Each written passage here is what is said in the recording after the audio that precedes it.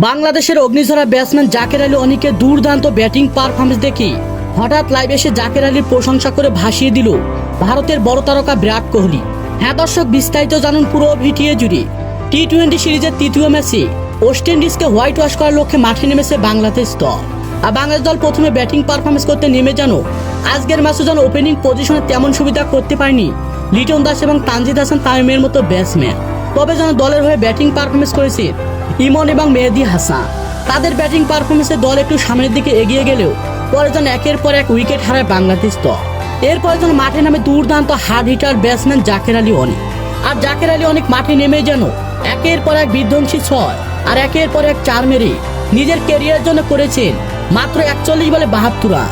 আর যেটা কিনা ছিল ওয়েস্ট ইন্ডিজের ভক্ত সমর্থকদের দৃষ্টিনন্দন। আর জাকের আলীর একের পর এক 4 ছক্কা মারা দেখে রীতিমতো লাইভে এসে জাকের আলী প্রশংসা করে ভাসিয়ে দিল ভারতের বড় তারকা বিরাট কোহলি। সাব্বাস জাকের আলী, একেই যেন বলে হার্ড হিটার ব্যাটসম্যান, এমনকি অগ্নিঝরা ব্যাটসম্যান। যেটা কিনা তুমি দিয়েছো টাইগারদের পরিচয় ওয়েস্ট ইন্ডিজের মাঠে, যেখানে দেখা যায় বড় বড় ব্যাটসম্যানরা ব্যাটিং পারফরমেন্স করতে তাদের বিপক্ষে ব্যর্থ হয়। আর সেখানে যেন জাকের আলী কি না ব্যাটিং পারফরমেন্স করলো, একের পর এক 4 ছক্কার যেন ফুলছড়ি ছিটিয়ে দিচ্ছে গ্যালারির মাঝে জাকের আলীর মতো ব্যাটসম্যান।